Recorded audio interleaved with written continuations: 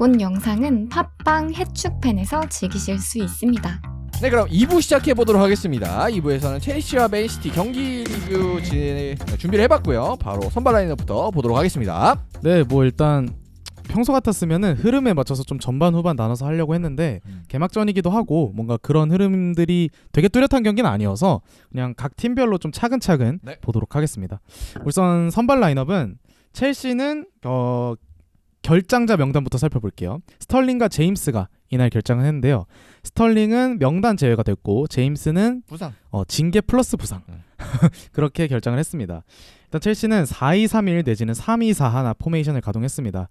산체스가 주전 골키퍼로 낙점을 받았고요. 중원에서는 엔조, 카이세도, 라비아 라인, 뭐 엔카라 라인이라고 불리던데 그 라인이 호흡을 맞췄습니다. 벤치에는 네투, 듀스버리올, 기유, 베이가, 요르겐센, 토신 등 이적생들이 왕창 대기하고 있었습니다. 뭐 일단은 첼시 같은 경우는 뭐 나올 선수들 위주로 좀 나온 것 같고. 네. 근데 다만 이제 최전방에 잭슨이 기용된 게 이제 뭐 나중에 잭슨의 활약과 더불어서 뭐 여러 가지 얘기가 나올 수 있었겠죠. 그렇습니다. 그래서 여기서 스털링 얘기를 먼저 좀 짧게 하고 넘어가도 될 것 같은데 스털링이 개막전에서 명단 제외가 되었고 이에 대해서 스털링 측이 성명문을 게재를 했어요. 그래서 이게 되게 좀 넷상에서 논란이 많이 되고 있는 것 같아서 한번 가지고 왔습니다. 성명문의 내용이 조금 약간 1라운드를 마친 시점에서 나오기엔 조금 약간 이상한 내용이긴 하죠. 엄밀히 말하면 1라운드를 하기 전에 나왔기 때문에 이게 네, 그렇죠. 경기를 앞두고 있는 팀인데 이거를 이렇게 까발려지면 사실 팀 스피릿에 되게 치명적일 수 있잖아요. 그래서 되게 전문은 찾아보시면 바로 나올 텐데 요약을 하자면 자기 프리시즌 되게 준비 잘했고 나 지금 첼시에서 남고 싶다. 그러니까 나한테 명확한 플랜과 출전 시간을 보장해달라. 약간 이런 스탠스인 것 같거든요. 그런데 첼시는 사실 지금 스탠스로 봤을 때는 스털링을 팔려고 하는 게 아닌가. 뭐 일단은 최근에 첼시가 뭐 공격수 영입이 필요하다는 사실은 뭐 누구나 다 공감을 할 것 같고, 근데 결국 토드 보일리라고 해도 첼시의 돈은 무한히 아니고 주급 관리를 해야 되기 때문에 지금 상황에서 오시멘을 얻는다? 그럼 팀 터지거든요. 맞습니다. 제가 알기로 스털링의 주급이 현재 한 30만 파운드가 넘어간다고 해요. 이게 한화로 치면 5억이 넘어가는 수치인데 그래서 첼시 자체도 사실 이번 이적 시장이 시작할 때부터 스털링은 매각 대상으로 분류를 해놓고 있었습니다. 그리고 뭐 유벤투스랑 뭐 오퍼도 오고 했었다고 해요. 그런데 이게 주급도 주급이고 워낙 잔류 의지가 강하다 보니까 이게 판매가 안 됐는데 막상 개막전을 앞두고 갤러거, 찰로바, 루카쿠 등에게 했던 것처럼 1군에서 제외해버리는 그런 스탠스를 좀 취한 것 같아요. 그리고 여기에 대해서 스털링 측이 불만을 드러냈고요. 물론 이제 이 성명서에 대해서 스털링 측이 발표를 한 게 아니고 이제 언론이랑 좀 얘기를 했는데 그쪽에서 유출이 됐다. 샜어. 어디서. 샜다라는 이제 뭐 그런 것도 있고 하니까 좀 이런 부분들은 좀 후속 보도를 살펴봐야 될 것 같은데, 근데 뭐 그런 걸 다 감안하더라도 어쨌든 본인은 이렇게 생각하고 있다는 건 맞는다는 얘기 아니에요. 그렇죠. 근데 이게 1라운드 끝나고 할 얘기인가?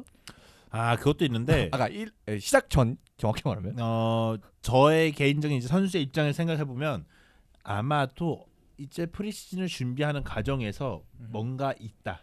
느낌이 빡 왔다. 이미 그런 느낌 섭섭했네. 받았다. 이미 섭섭하다. 그러니까 뭐가 제외되기 전부터 섭섭했는데 제외돼서 더 섭섭하다. 에이 설마 안 하겠어 했는데 이미 된 거지. 뭐 근데 물론 이게 경기하기 전에 나왔기 때문에 뭐 좀 더 상황을 지켜봐야 되긴 하지만 뭔가 스털링 입장에서는 좀 실수했다. 저는 좀 그렇게 생각하고 있어요. 왜냐면은 물론 이제 뭐 나를 팔려고 하거나 이런 상황에 대해 섭섭할 수 있지만 원래 그런 거잖아요. 뭐 야구처럼 그냥 보내버리는 것도 아니고 섭섭하고도 주는데 트레이드 됐다 뭐 이런 것처럼 야구는 그냥 통보하고 보내버려요. 그런 것도 아닌데 어쨌든 본인의 권리를 행사할 수 있는 상황이고 팀도 그냥 비즈니스에 맞게 선택을 할 수 있잖아요. 뭐 주고 안 주는 것도 아니고 갑자기. 그렇습니다. 모르겠어요. 사실 첼시 팬들 사이에서는 지금 약간 좀 의견이 갈리고 있는 것 같아요. 뭐 한쪽에서는 뭐 프리시즌까지 제대로 다 치렀고 뭐 통보도 없이 갑자기 명단 제외하면은 스털링급 입지를 가진 선수면 충분히 불만 제기할 수 있는 거 아니냐 이런 얘기도 있고, 또 한쪽에서는 첼시는 애초에 스털링을 팔려고 했었고 이 명단 제외도 사전에 며칠 전에 이야기가 된 부분이었다. 그런데 한 경기도 치르지 않은 상황에서 너같이 베테랑급 자원이 이거를 성명문이 새가는 거를 이렇게 하는 거는 좀 팀 입장에서 굉장히 무례한 일 아니냐, 뭐 이런 식으로 의견이 갈리고 있는 것 같은데 정말 어떤 부분이 팩트인지 어디까지가 사실인지는 좀 말씀하신 것처럼 후속 보도를 봐야 좀 판단할 수 있지 않을까. 그래서 저는 어쨌든 스털링의 입장문 중에 그런 내용이 있거든요. 본인의 입지를 명확히 해달라고. 아하. 내가 뭔지. 아하. 근데 내가 첼시 뭔지. 입장에선 직접 발표는 안 했지만. 우리 무슨 사이 하잖아요. 어. 이게 근데 그렇지. 이게 우리 무슨 사이 하잖아요. 네. 첼시가 어장을 첼시 입장에서는 명확하게 좀 스탠스를 취하자. 물론 이제 말로 안 했을 뿐이지. 이거 누가 봐도 너 나가세요라는 거잖아요. 그래요. 남녀 관계에서도 이게 말이 안 오가면 이게 안 정해진 거거든요, 사실. 아, 네. 분위기는 누가 봐도 헤어지자는 거야. 그러니까. 근데 이제 눈치 없이 말한 느낌은 아니겠지만 그렇습니다. 그래도 참 이게 그래서 아마 첼시 쪽에서는 계속해서 팔려고 하는 것 같고 스털링도 이렇게까지 된 이상 나가는 걸 아예 완강히 거부할까 싶기는 한데 아마 주급이 워낙 높아가지고 좀 더 상황을 지켜보면 좋을 것 네. 같습니다. 그걸 안 쓸 거면 빠르게 쳐내는 것도 뭐 네. 근데 그 부분에선 사실 프리시즌에 계속 데리고 다녀가지고 이게 첼시 스탠스도 사실 어장을 진짜 세게 했네. 완벽하게 좀 이해할 수는 없기는 해요. 어. 네, 그렇습니다. 아무튼 뭐 첼시 선발 라인업 살펴보면서 스털링 얘기 짧게 해봤고 맨시티의 결장자는 로드리와 오스카 밥이 있었습니다.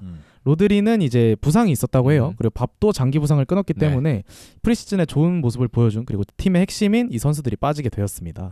그래서 이날은 코바치치가 로드리의 빈자리를 메우게 되었고요. 우측 풀백으로 나왔던 루이스가 인버티드 동선을 가져가면서 코바치치와 함께 3선을 구성하면서 3-2-4-1 정도로 볼 수 있는 전형을 세웠죠. 그리고 포든, 그릴리시가 벤치에 있는 가운데 이적생인 사비우가 선발 출전을 한 것도 포인트가 될 수 있겠네요. 일단 맨시티 같은 경우는 로드리가 빠진 게 가장 많이 걱정이 됐었는데 이게 사실 커뮤니티 실드에서 조금 문제가 나왔거든요. 네, 맞습니다. 그걸 어떻게 뭔가 대처를 할까 했는데 일단은 코바치치로 갔는데 결과적으로 너무 보면 잘했어. 결과적으로 보면 좋습니다 코바치치. 그 제가 작년에 그래서 저는 코바치치 엄청 밀었거든요. 맞아요. 코바치치 엄청 밀었는데 사실 작년 좀 못하는 네. 거예요. 그래서 할 말이 좀 없어졌어요. 왜냐면 저 코바치치 되게 좋아했거든요. 레알 마드리드 시절 때부터 조금 레알 때는 조금 아쉽긴 했지만 그래도 저는 능력 있는 선수라 생각했었거든요. 그리고 좀 밀고 나가다가 이제 첼시 때는 잘했으니까 밀고 나갔는데 이게 저는 이 선수가 똑똑한 선수라 생각했어요. 이 선수가 굉장히 똑똑하고 아하. 뭔가 잘 받아들이는 선수다 보니까 이런 부분에 있어서 펩의 축구에 굉장히 잘 맞을 것이다 이런 생각을 가지고 있었는데 작년에 좀 절더라고. 그래서 좀 못 밀고 있었는데 첫 경기부터 이번 시즌 좀 밀 수 있겠다 이런 확신이 좀 들었어요. 진짜 펩이 선택한 선수들 그리고 맨시티가 데려오는 선수들은 1년을 보고 좀 판단을 해도 될 것 같아. 참 어려워. 펩 축구가 어려워. 네. 그래서 1년 뒤에는 잘했잖아요. 다시 못. 그거는 모르겠어요. 네. 네, 아무튼 맨시티 포인트부터 좀 살펴볼게요. 코바치치 얘기부터 하게 될 텐데 우선 맨시티 관점에서 이 경기를 한 줄 평을 해보자면 그냥 맨시티다운 승리였다? 좀 평범했다라고 보면 좋을 것 같아요. 워낙 이 사람들이 자신들의 템포로 경기를 좀 이끌어가고 몇 차례의 기회를 그냥 골 넣어버려서 승리해버리는 그런데 도가 텄잖아요. 그러다 보니까 맨시티의 그냥 무난한 깔끔한 맨시티다운 승리였다라고 정리할 수 있을 것 같습니다.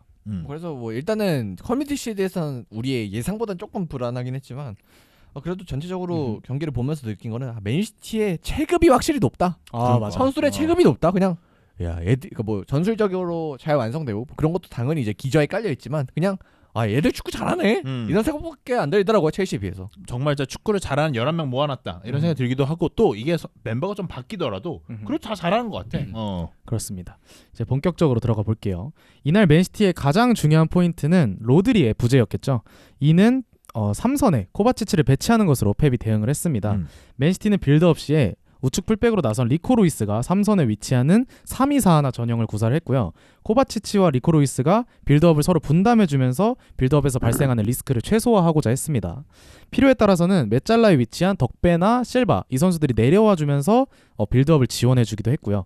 첼시가 전방 압박을 몇 차례 하면서 여기서 좀 실수가 나오기도 했어요. 디아스였나 실수를 하기도 했고 에데르송도 조금 불안한 모습이 있었는데 그럼에도 불구하고 전체적으로 봤을 때 빌드업 전체로 봤을 때는 잘 풀어나온 경기가 아니었나 이렇게 생각을 합니다. 그래서 일단은 뭐 코바치치 같은 경우에는 원래 뭐 이 자리를 계속 소화하는 선수고 저는 뭐 코바치치도 코바치치지만 인상적이었던 오스카바비랜다. 리코 루이스. 리코루이스가 일단 풀백으로 나왔지만 이제 사실 풀백은 아니었죠. 네. 그래서 중앙으로 들어왔는데 코바치치랑 함께 진짜 좋았어요. 맞아요. 둘이 진짜 잘하던데. 진짜 좋았어. 중원 조합이 확실히 이 빌드업을 3백과 함께 풀어나가고 이런 부분이 진짜 이 경기의 키포인트가 아니었나. 그 두 선수에 대한 얘기를 하기 앞서서 코바치치 얘기부터 좀 하고 넘어가자면 품목 기준으로 코바치치가 최고 평점이더라고요. MOM이에요. 일단 골도 있다. 골 기가 막히지. 몇 명을 쫓는 거야? 그래서 스탯을 좀 가져와 봤는데 일단 패스가 66회 중에 63회 성공, 95%입니다. 그리고 터치는 87회로 팀 내 최다였고요. 드리블 성공이 50%, 공격 지역 패스가 7회, 걷어내기 2회, 리커버리 6회, 태클 성공이 67%, 그리고 경합 성공이 57%. 정말 공수양면으로 네. 알짜배기 같은 활약을 해줬습니다. 여기에 더해서 말씀해주신 환상적인 골, 이제 84분에 상대의 패스 미스를 뺏어낸 다음에 직접 몰고 들어가서 중거리 슈팅으로 마무리하는 그런 쐐기골까지 만들어냈기 때문에 사실 이 경기의 주인공은 다름 아니라 코바치치가 아니었나 싶습니다. 벌써 일단은 현승이가 말해줬다시피 지난 시즌에는 사실 나왔을 때 좀 아쉬운 부분이 많았거든요. 근데 뭐 일단은 로드리의 부상을 틈타 기회를 잡아서 진짜 앞으로는 뭐 로드리가 없다는 가정하에는 코바치치가 무조건 나와야 되지 않을까. 맞습니다. 이 정도의 클래스면 진짜 잘했다. 어제 경기는 제가 본 이제 코바치치의 최고조를 본 것 같아요. 저 그 정도로 되게 잘했어요. 인생 경기다. 인생 경기 해도 될 것 같아요. 그렇게까지 잘했던 적은 또 기억이 안 나기도 하는데 오랜만에 봐서 그런지 코바치치가 굉장히 잘했고 그 옆을 지켜주던 루이스가 루이스는 오히려 난 루이스도 괜찮다. 맞아요. 코바치치 옆에 그냥 루이스 최고던데. 뭐 루이스 얘기를 이어가 보자면 사실 이건 펩이 모르겠어요. 워커의 폼이 안 좋아서 루이스를 쓴 건지 아니면 정말 코바치치를 보조하는 역할로 의도적으로 루이스를 쓴 건지까지는 좀 더 찾아봐야 되겠지만 리코 루이스 역시 말씀해주신 것처럼 정말 좋은 활약을 보여주었습니다. 빌드업 시에는 코바치치 옆에서 더블 피봇을 형성해 주었고 때에 따라서 높게 전진해서 전방 수적 위로 유도했어요. 그래서 경기를 보다 보면 루이스가 아크서클 부근에서 볼을 잡거나 아니면 오프더볼로 수비를 끌어주거나 그런 모습들이 되게 많이 볼 수 있었고 득점 장면들에서도 루이스가 되게 공격에 가담하고 있는 모습들을 잘 볼 수 있을 겁니다. 그래서 루이스가 뭐 공수에서 이 정도 역할과 활동량이 뒷받침이 된다면 앞으로도 좀 주전급으로 나서지 않을까라는 생각이 많이 들었던 것 같네요. 그래서 제가 맨시티 그 프리뷰할 때 드렸던 얘기가 맨시티는 결국 풀백 안 사나? 이런 의문을 좀 얘기를 했었는데 만약에 전술적인 움직임 이렇게 쓴다면은 전통적인 풀백은 필요가 없다 맨시티에. 그죠? 맞아. 그러니까 이제 우리가 생각하는 풀백과 윙백들의 모습들은 직선적이다. 그럼 뭐 요즘은 뭐 삼성에 들어오는 선수들 많긴 하니까. 뭐 인버티드 풀백도 있긴 하죠. 근데 다 고려해도 그러니까 이런 전술이면 진짜 풀백이 필요 없을 것 같아서 왜 맨시티가 굳이 풀백 영입이나 이런 거에 집착하지 않는지는 깨달은 것 같고 진짜 이렇게 하면은 이 라인업에서는 풀백, 윙백이 굳이 뭐 워크 정도 없어요. 있으니까 그렇죠. 필요 없는 것 같아요, 진짜. 정말 또 한 번의 상식을 깨부수는 맨시티죠. 뭐 센터백이 양쪽 풀백으로 나서는 경기도 되게 많았고요. 뭐 지금도 그바르디올이랑 아케가 왼쪽 풀백으로 전담하고 있다고 봐도 무방할 정도고 그리고 여기에 편승한 게 또 아스날이잖아요. 뭐 칼라피오리, 팀버, 벤화이트 다 센터백 자원인데 걔네는 센터백으로 5백을 구성할 수 있기 때문에 정말 이런 것도 또 하나의 트렌드가 될 수 있지 않을까 싶습니다. 근데 포터백 아이디어가 원래 아르테타에 먼저 나온 거 아니에요? 그건 잘 모르겠네요. 먼저예요?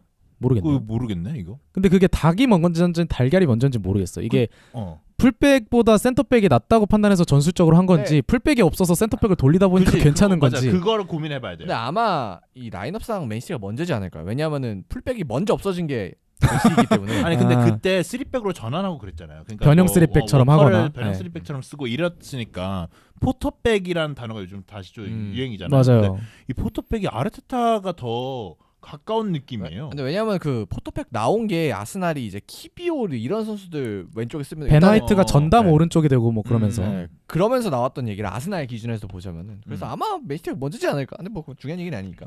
그렇습니다. 뭐 맨시티는 스톤스가 3선도 뛰기 때문에 그렇죠. 트렌드 세터긴 합니다. 뭐 아무튼 리코 루이스 얘기까지 해봤고요. 또한 이날 공격에서 또 돋보였던 게 좌우 윙어였어요. 제가 생각하는 맨시티는 본래 풀백이 폭을 벌리거나 아니면 윙어는 그냥 더미 움직임을 가져가는 내지는 그 파우자 역할이라 하죠. 좀 볼을 끌어주는 그런 역할을 하는 좀 측면 자원의 역할이 어느 정도 제한적이었다고 생각을 했는데 이날은 사비오와 도쿠와 정말 두 명의 선수가 맨시티의 공격을 이끌었다라고 봐도 무방할 정도의 활약을 보여주었습니다. 쿠쿠레가 제일 고생 많이 했죠. 네. 진짜 고생 많이 했어요 왼쪽에서. 그렇죠. 서로 뭐 돌아가면서 터니까 어떻게? 맞습니다. 일단 구조적으로는 우측에 있는 우측 윙어가 폭을 벌렸고 좌측에서는 윙어와 덕배가 계속해서 스위칭을 가져가면서 어떤 때는 윙어가 측면을 벌리거나 아니면은 덕배가 측면을 맞거나 이렇게 좀 점유하는 형태가 달라졌고요. 전반 초반에는 왼쪽에 사비우, 오른쪽에 도쿠가 뛰면서 도쿠와 쿠쿠렐라가 매치업을 가져갔는데 중반에 자리를 바꾸면서 사비우가 오른쪽으로 가서 쿠쿠렐라와 매치업을 갖게 되었습니다.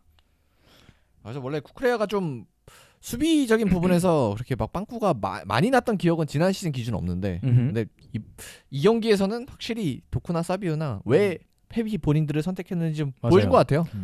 일단 두 선수 워낙 돌파를 잘하는 선수들이다 보니까 볼을 잡는 것만으로도 첼시 수비진이 계속해서 물러날 수밖에 없는 상황이 연출되었고, 말씀해주신 것처럼 쿠쿠렐라가 그냥 털렸다고 하는 건 좀 가혹한 것 같긴 한데 계속해서 시달리다 보니까 뭔가 공격 쪽에서 자신의 영향력을 발휘하기도 어려워했고, 쫓아가는 게 너무 좀 맞아요. 이게 마크아의 모든 힘을 쏟는, 네 맞아요. 원래 그런 거에 강점 있는 선수는 아닌데.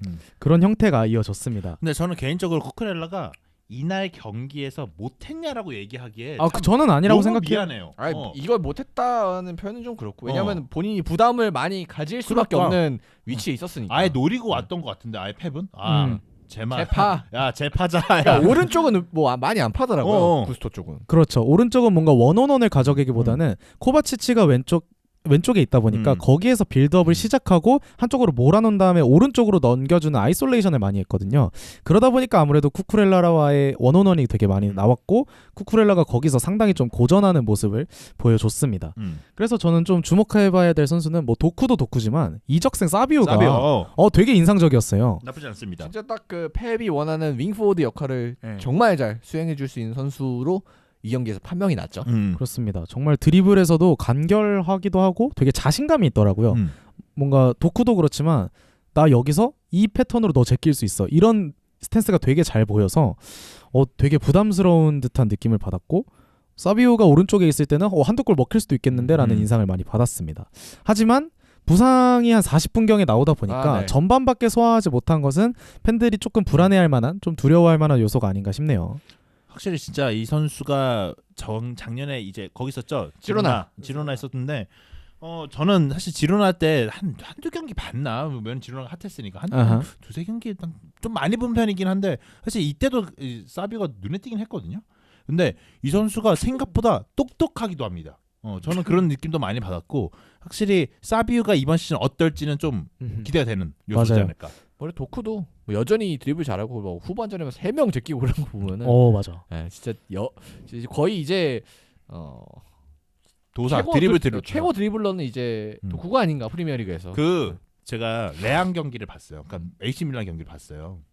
근데 이제 레앙이 기가 막히게 많이 놓치더라고. 여러 명 뚫어놓고 이 패턴. 그래서 도크를 볼 때마다 그 생각이 자꾸 나는 거예요. 얘도 여러 명 뚫고 못 넣겠지? 하지만 도크와 레앙도 위협적인데 이게 도크와는 좀 느낌이 달라요. 그렇습니다. 스타일이 다르긴 하죠. 그렇습니다. 이게 스털링과 사네가 있었던 뭐 한 2018년, 2017년 초반에 이때쯤 빼고 이렇게까지 양쪽 윙어가 위협적으로 공격을 주도했던 기억이 잘 없어서 한번 뽑아봤고요. 정리하자면 맨시티는 로드리의 공백을 코바치치와 리코 루이스가 굉장히 잘 메워줬고, 양쪽 윙어가 공격을 이끌면서 상당히 무난한 경기력으로 승리를 가져왔다고 보면 좋을 것 같습니다. 이제 첼시 얘기로 넘어가 볼 건데, 일단 마레스카 시대를 맞이한 첼시가 디펜딩 챔피언을 상대로는 나쁘지 않은 개막전을 치렀다고 저는 생각을 해요.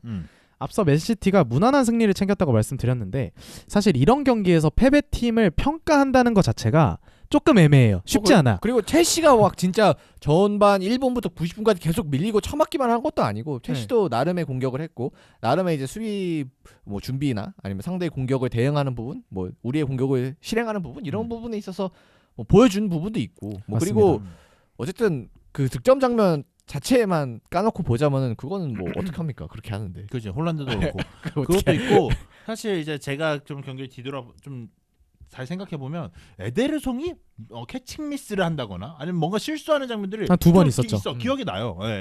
결국 맨시티의 빌드업을 방해하는 장면이 분명히 있었다는 거죠, 첼시도. 그렇습니다. 그래서 무난한 패배를 당했다고 볼 수도 있겠지만 그 와중에도 한번 좀 좋은 점을 뽑아서 먼저 얘기를 해보도록 하겠습니다. 일단 첫 번째 포인트는 쿠쿠렐라 얘기를 좀 해보려고 해요.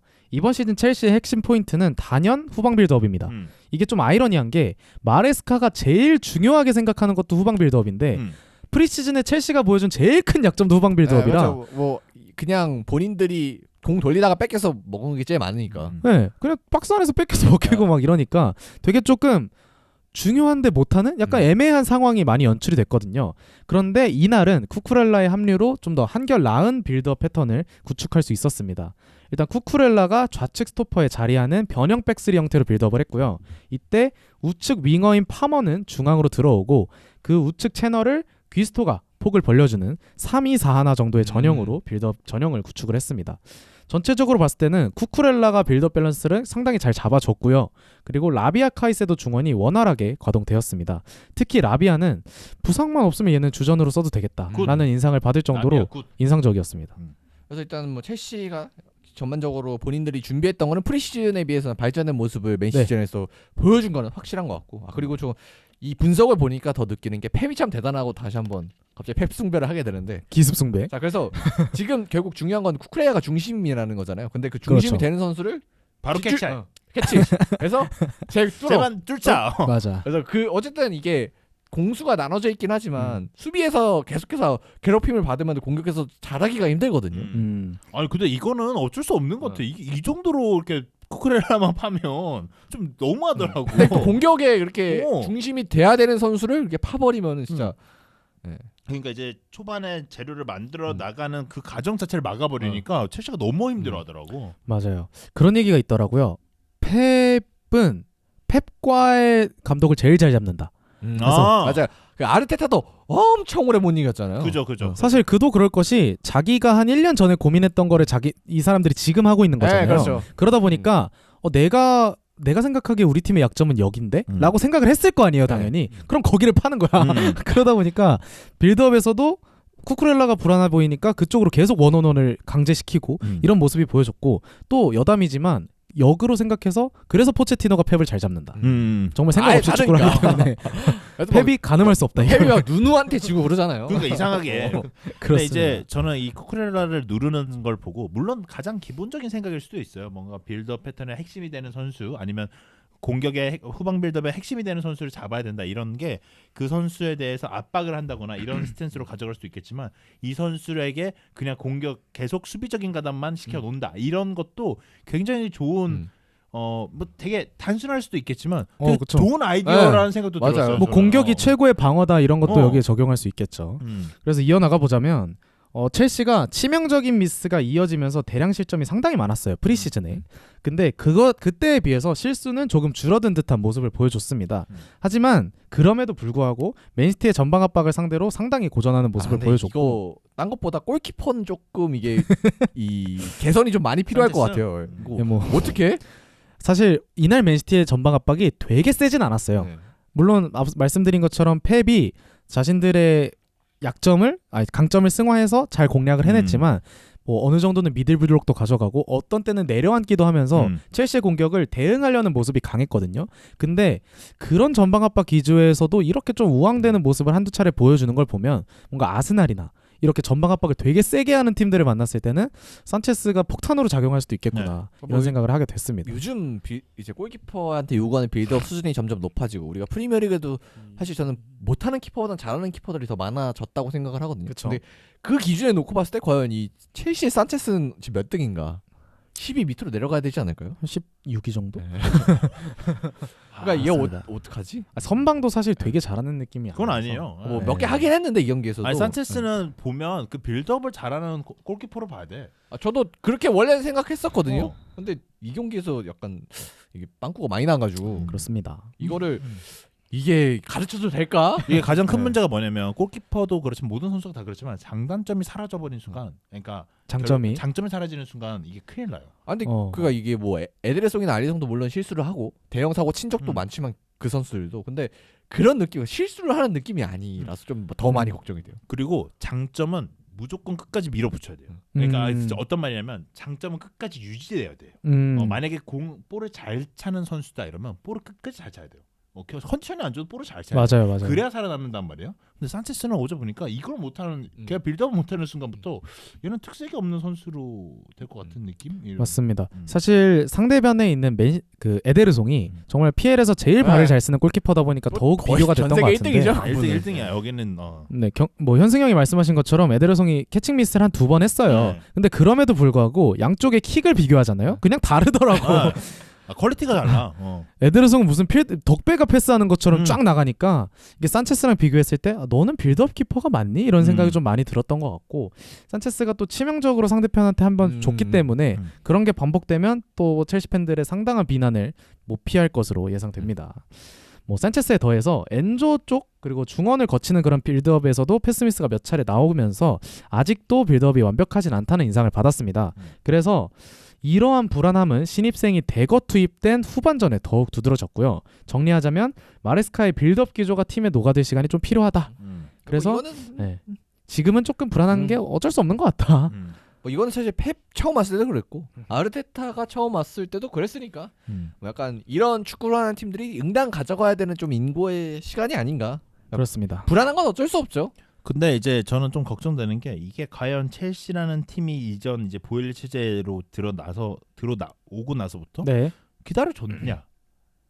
이거 느낌이 안 오거든요. 일단은 최근까지는 안 기다려줬죠. 뭐 네. 일단은 뭐 들어오면서부터 감독 자르고 시작했고, 그다음에 그 자르고 앉힌 감독도 결국 안 기다려줬고, 그다음에 그 다음 감독도 안 기다려줬고, 이제 이제 세 번째죠. 포터, 그러니까 투엘, 포터, 포체티노, 네 번째네. 이제 마레스카. 그러니까. 램파드 안 쳐줍니까? 램파드가 있네. 근데 걔 감독 대행이긴 한데 13경기나 하지 않았어요? 아니, 아무튼 몇 승 몇 패 그러니까 했죠. 이거는 이번 시즌은 저는 뭐 프리뷰에서도 말씀드렸지만 첼시는 굉장히 변수가 많은 팀이라고 생각하고, 내려가면 정말 좀 많이 내려갈 수도 있다고 보거든요. 그렇기 그렇습니다. 때문에 이걸 기다려 무조건 줘야 되는데, 근데 본인들이 계약할 때 기다려 준다고 했으니까 기다려 주겠지. 그 보엘리는 이제 미국식 스타일의 그 스포츠를 하는 사람인데, 이게 야구 감독은 기다려주면서 그 축구 감독은 또 안 기다려주고. 그래, 로버츠는 많이 믿던데. 많이 믿지. 그렇습니다. 뭐 그렇게 믿는다고 하니까. 그리고 저는 전임 감독이었던 포체티노가 워낙에 좀 빌드업 기조가 애매했잖아요. 물론 시즌 막판에는 쿠쿠렐라를 인버티드로 쓰면서 그래도 빌드업다운 빌드업을 하긴 했는데, 그 전까지는 제가 보기에도 뭘 하려는 거지? 얘네의 빌드업 기존 뭔가 이런 생각을 좀 많이 했었는데, 그거에 비해서는 상당히 좀 긍정적인 모습이 아닌가, 발전해 나가는 과정이라고 생각을 합니다. 기다려줘야 된다. 네. 결국. 그리고 여기에 더해서 쿠쿠렐라가 마지막에 햄스트링 통증을 약간 맞아요. 호소했어요. 이게 경합 상황에서 햄스트링이 올라온 것 같은데, 이게 쥐가 난 건지 햄스트링이 터진 건지 조금 불안하거든요. 이건 찍어봐야 하는데. 네. 이건 찍어봐야 돼. 이거는 좀 기다려봐야 돼.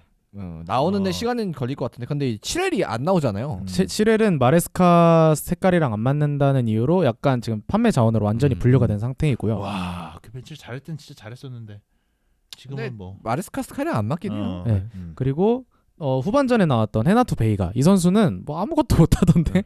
근데 베이가 작년에 잠깐 나와서 잘하지 않았어요? 이름이 같은 베이가였나? 아니요, 걔는 가브리 베이가일걸요. 네. 그리고 헤나투 베이가 이번에 바젤에서 데려온 왼쪽 풀백이고요. 근데 베이가 한 명 더 있죠. 네, 첼시에.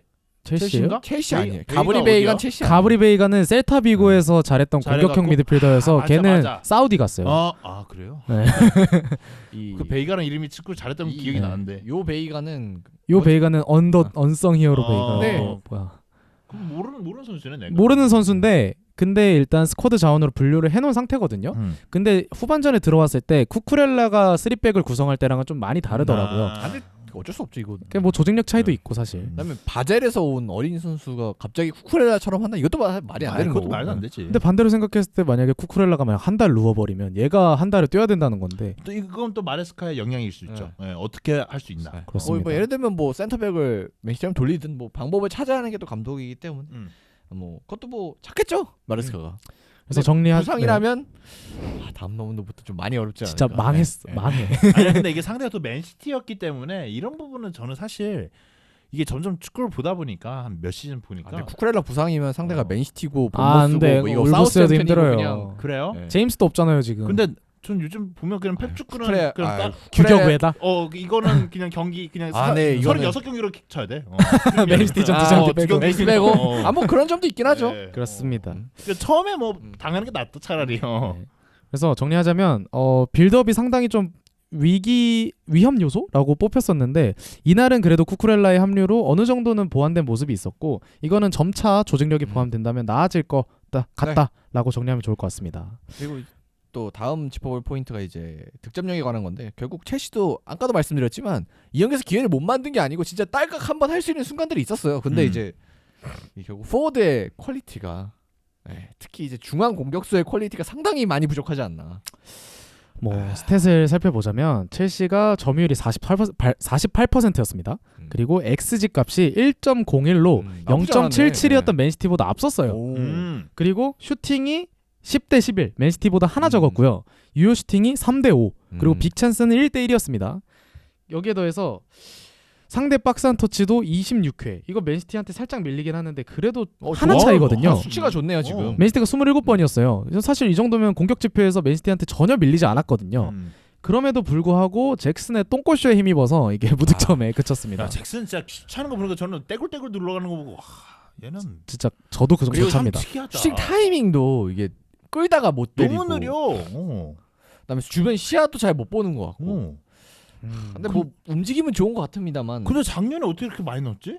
진짜 내가 그 토트넘 상대로 3골 넣은 게 이제 와. 그러니까 쓰지. 대장 겁나.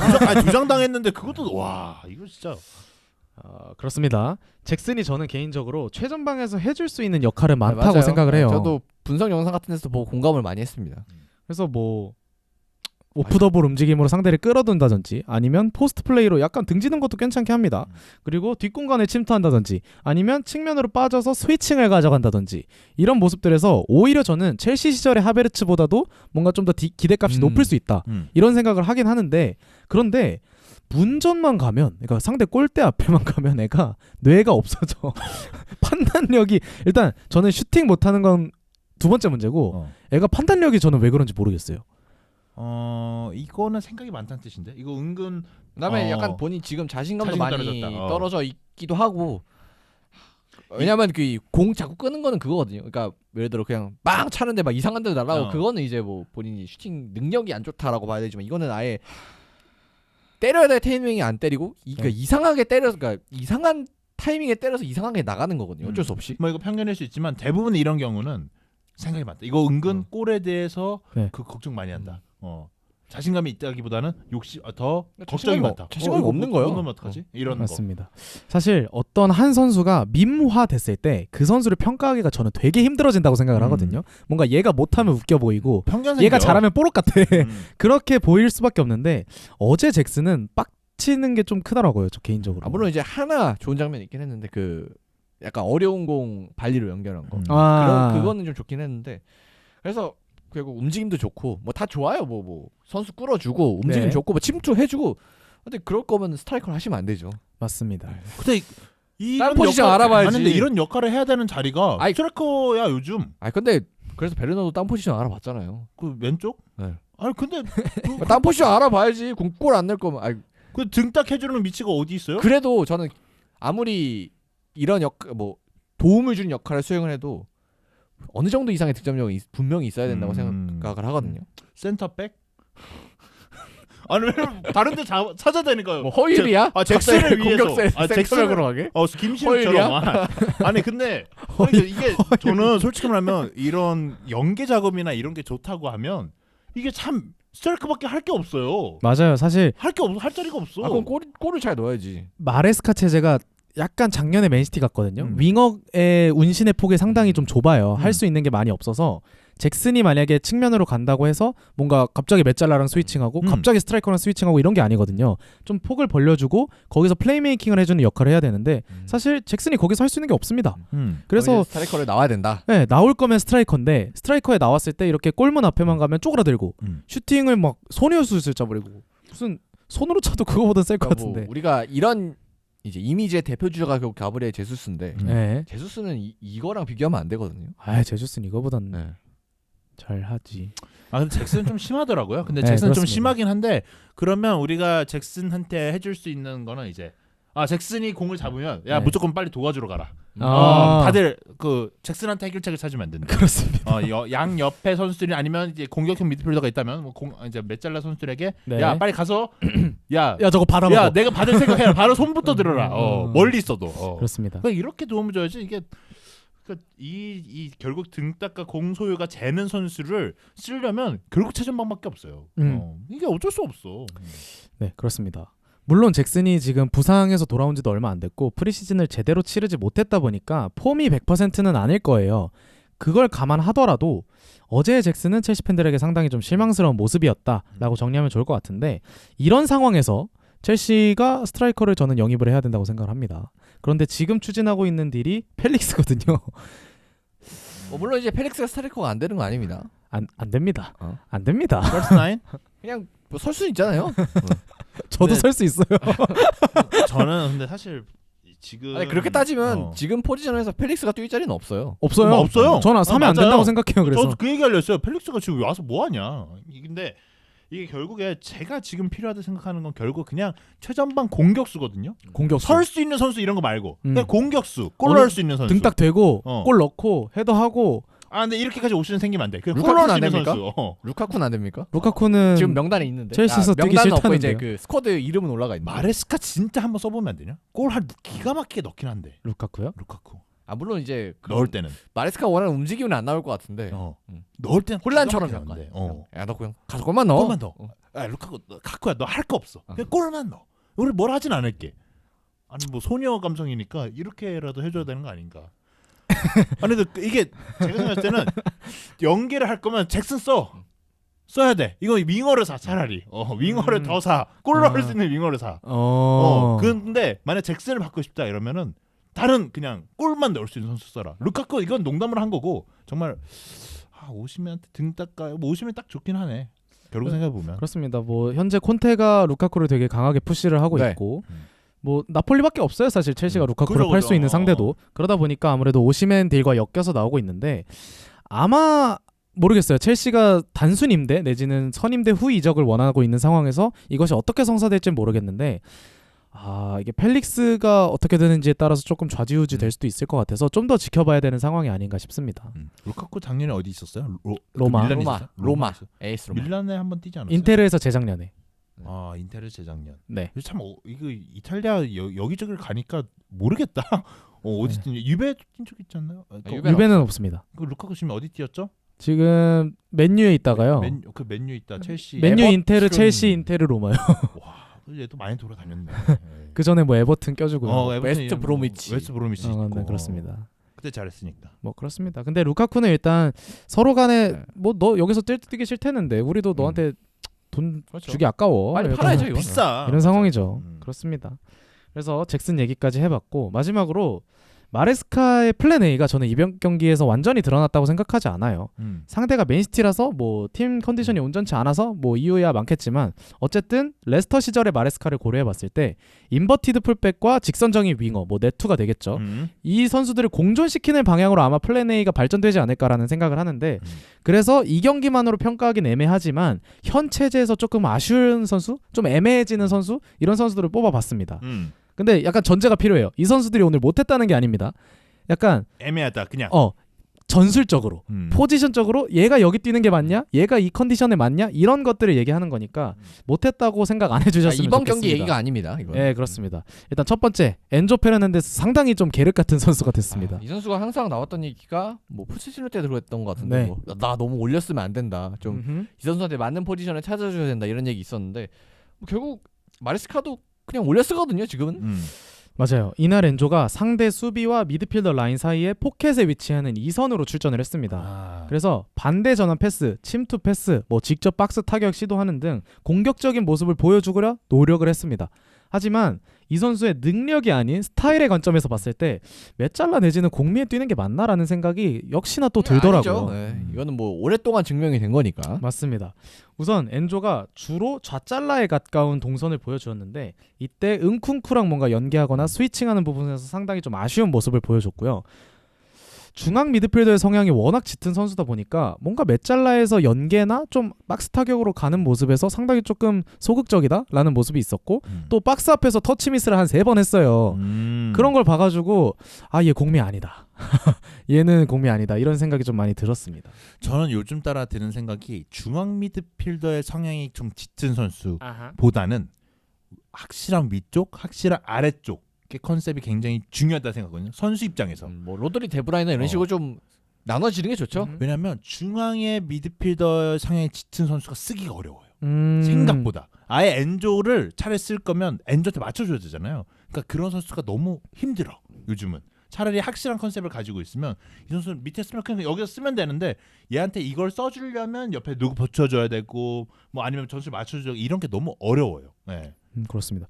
오히려 어제 모습만 봤을 때는 카이세도랑 라비아가 좀 더 앞선에서 나을 수도 있겠다라는 생각이 들 정도로 엔조의 포지셔닝 자체가 조금은 애매한 느낌이 있었고 여기에 엮어서 은쿤쿠도 살짝 같이 애매해진 듯한 느낌이 있었어요. 은쿤쿠는 이날 윙포워드 네, 맞습니다. 나왔는데 뭐 아까도 말했지만 윙포워드 자체가 마레스카 체제에서 수행하는 역할이 패배 그것과 뭐 크게 막 엄청 다르진 않거든요. 맞습니다. 그래서 이 자리에 뭐 내투가 있다면야 문제가 없겠지만 은쿤쿠를 기준으로 생각해봤을 때 은쿤쿠는 뭐 전혀 윙포워드가 아니잖아요. 맞아요. 일단 은쿤쿠가 나온 것 자체가 스털링 무드릭을 엔조 마레스카가 어떻게 생각하는지를 조금 엿볼 수 있는 부분인 것 같고 이날 은쿤쿠는 사실 나쁘지 않았습니다. 뭐 은쿤쿠한테 갔을 때 번뜩이는 장면들이 몇 차례 있었어요. 하지만 더 잘할 수 있었다고 생각을 해요 저는. 그래서 쿠쿠렐라가 스토퍼로 나선 이상 왼쪽 풀백보다는 스트라이커 메잘라와의 연계가 주가 될 수밖에 없잖아요. 근데 그런 상황에서 앞서 말한 엔조의 한계 때문에 저는 은쿤쿠의 활동 범위 역시 덩달아 제한될 수밖에 없었다고 생각을 합니다. 그래서 엔조가 예를 들어서 왼쪽으로 빠져주고 은쿤쿠가 가운데로 들어왔을 때 순간적으로 플레이메이킹이 되는 상황이 연출될 수 있을 텐데 경기를 보다 보면 엔조가 너 저리 가라 그래요. 나 가운데 있을 거니까 왜냐면은 은쿤쿠 측면 가라. 그게 약속이니까. 네. 그래서 그런 포지셔닝에 있어서 둘 간의 뭔가 시너지가 조금은 나지 않았다라는 생각이 있어서 은쿤쿠를 정말 왼쪽에 박아놓고 쓰기보다는 은쿤쿠를 오히려 메잘라로 써보는 건 어떨까? 아니면은 메잘라에 좀 더 듀스버리올이나 뭐 팔머나 하다못해 뭐 측면으로 빠져줄 수 있는 선수를 배치함으로써 둘 간의 스위칭을 좀 유도해보는 건 어떨까? 이거 어렵네. 이거는 어렵습니다. 그러니까 이게 상당히 어렵습니다. 뭐 은쿤쿠도 그렇고 펠릭스도 그렇고 결국 그 이게 애매한 그러니까 포지션을 뭐라고 정의하기 힘든 포워드들은 결국 그 선수들한테 맞는 자리를 주긴 해야 되거든요. 그러니까요. 그렇습니다. 이거는 은쿠쿠를 그렇게 쓰는 것도 아쉬워.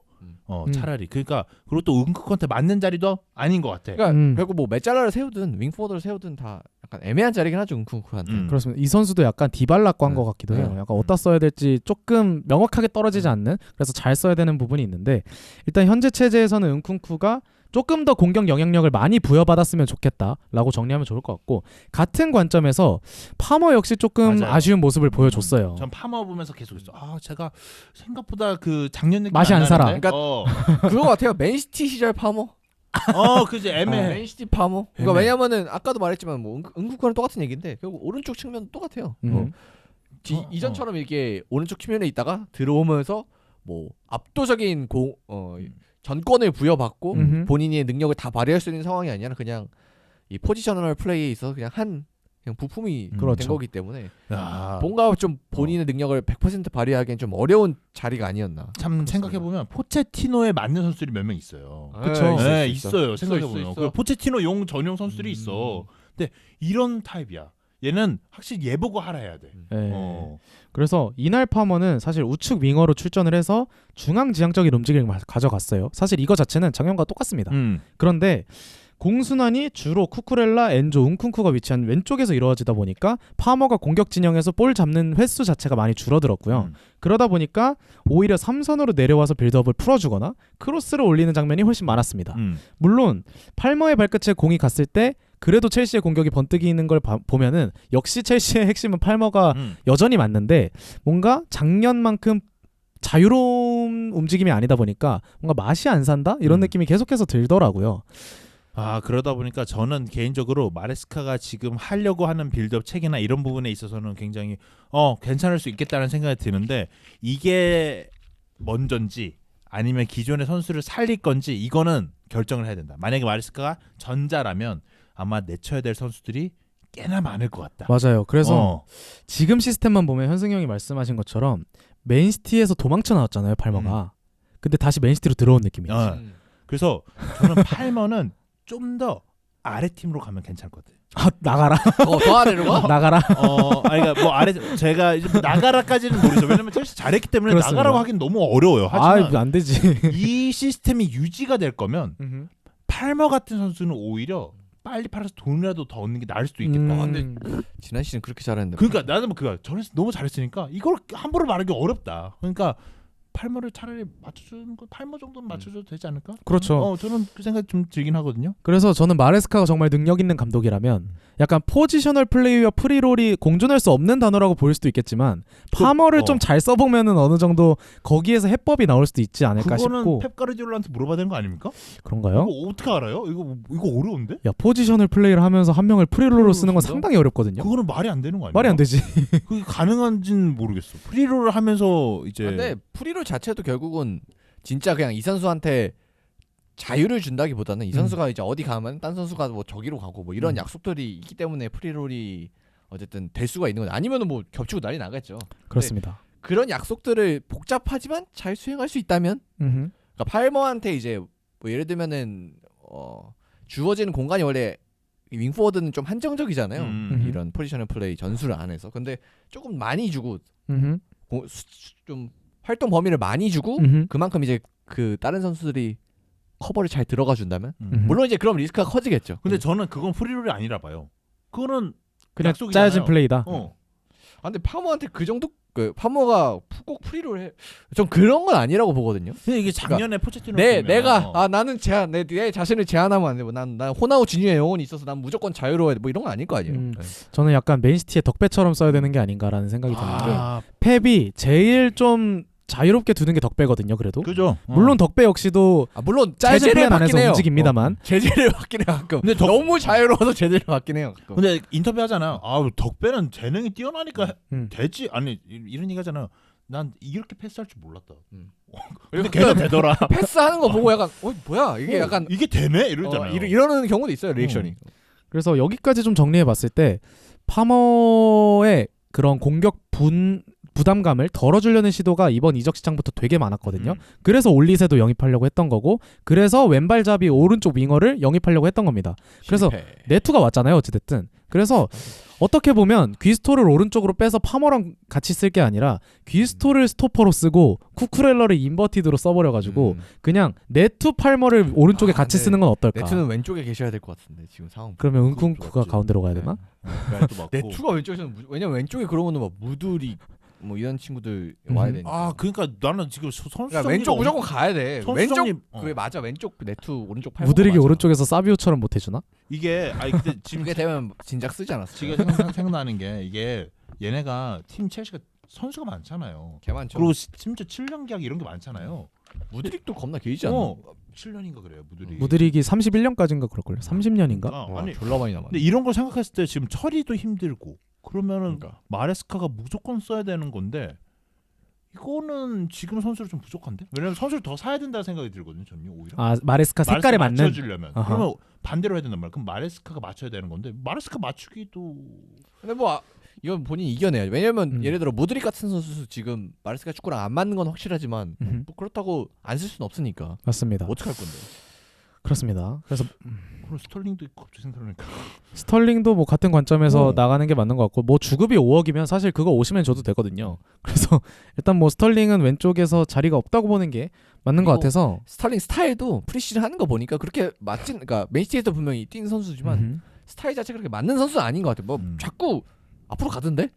왜냐면 여기는 좀 더 이제 상황을 보고 이제 만들어 나가고 이런 게 필요한데 그냥 무작정 돌진하니까 스털링은 잡으면. 그렇습니다. 근데 너무 어렵다. 여기는 팀 개선이 너무 어려운데요. 여기 난이도 거의 상이야. 그러니까. 여기 약간 퍼즐 맞추는 아니, 근데 이게 퍼즐을 조각이 너무 많아. 그것도 있는데 이걸 마레스카한테 맞출 거면 지금 기존에 비싸게 사고 그 계약 기간이 긴 선수들을 다 내쳐이긴 해야 돼. 마레스카한테 맞출 거. 근데 보엘리가 그럴 것 같냐는 것도 아니죠. 그건. 쉽지 않죠. 보일리가 그러고 싶어도 그러기 쉽지 않죠, 사실. 그 보엘리가 지금 자기가 팀 사정을 좀 망쳐놓긴 했네. 어쩌다 보니까. 뭐 그거는 나중에 한 번 더 딥하게 얘기해 볼 필요가 있는 것 같아요. 그래서 뭐 일단은 첼시의 미래를 봐야 되는데 일단 다음 경기가 이제 세르베트와의 컨퍼런스 퀄리피케이션 이게 플레이오프죠? 플레이오프 해야 되고 금요일 날 그리고 바로 울버햄튼 원정이 있습니다. 그래서 이대로라면은 뭐 이제 쿠쿠레야의 상태를 봐서 못 나온다면 이 울버햄튼전 상당히 어렵지 않을까.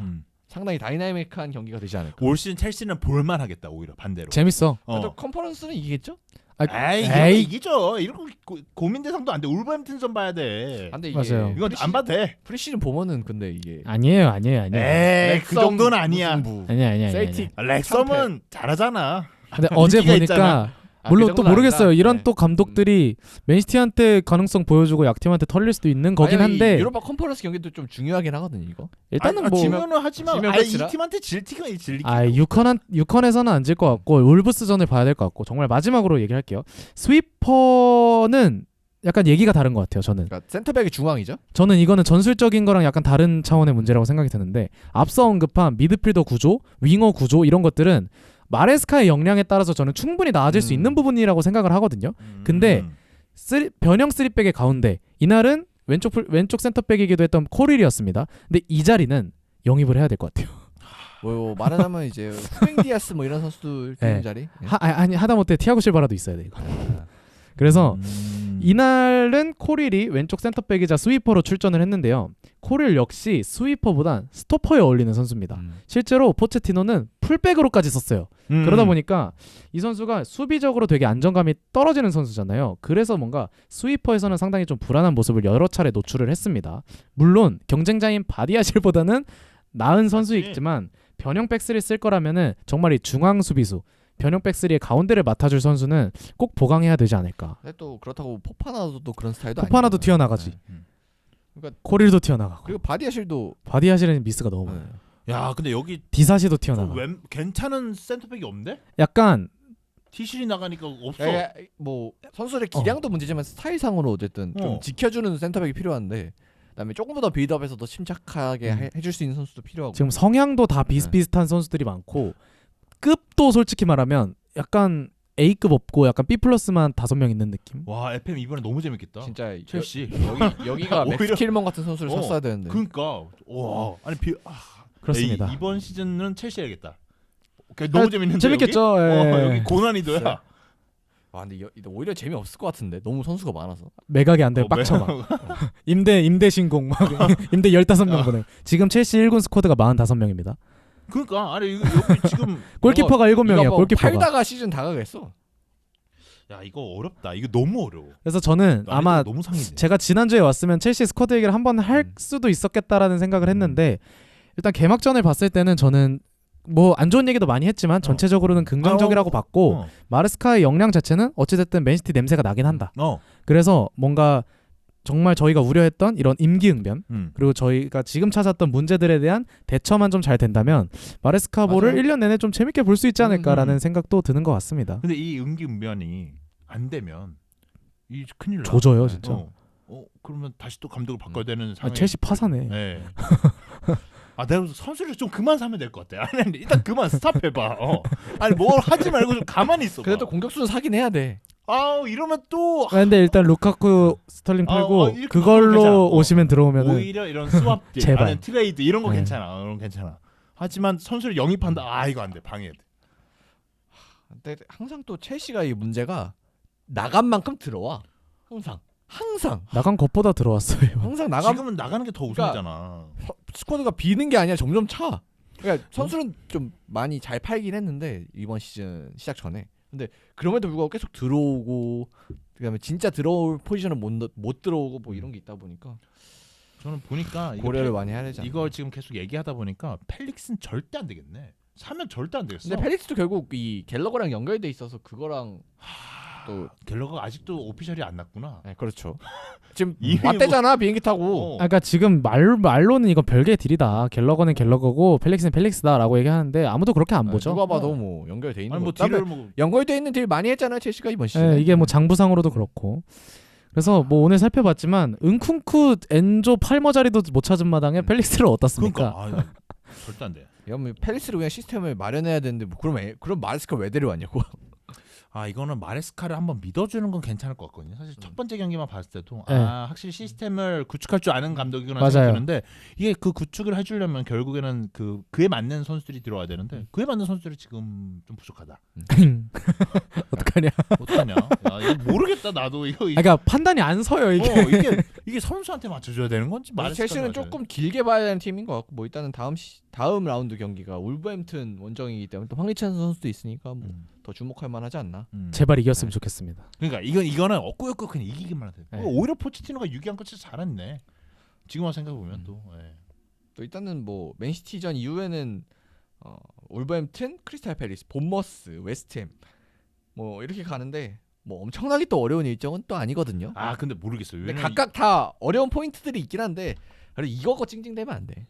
첼시 이건 괜찮아. 일정은. 작년에 13위까지 내려갔다가 물론 웨스트햄도 어렵고 브라이튼도 어렵고 지금 크리스탈 팰리스도 어렵긴 한데 지금 PL은 입스위치도 어려워요. 야 나는 진짜 요즘 매년 느끼는 거지만 그러네 계속 어렵네. 너무 어려워. 왜 이렇게 어려워? 그러니까 첼시만 어려운 게 아니에요. 그냥 심심하게 어려워요. 아니 지금 물론 PL 은. 시즌이 중반에 넘어가면 그 이제 모든 팀이 네. 다 이제 뎁스가 좀 얇아지는 경우 부상자가 좀 생기고 이런 아무래도 경우가 있으니까 좀 이제 쭉 떨어지는 팀들이 네, 몇팀 생기죠. 분위기도 타고 이러기 때문에 이런 경우 있지만 초반에는 다 어려운 것 같아. 네. 그래서 일단은 지금은 첼시가 많이 발전해야 될 부분도 많고 뭐 여러 가지 혼란스러운 상황들을 많이 좀 정리를 해야 되는 것 같습니다. 자, 그럼 오늘 녹음 여기서 마치고요. 목요일 팀으로 한번 저희는 돌아보도록 하겠습니다. 자, 그럼 저희 물러가도록 하겠습니다. 감사합니다. 감사합니다.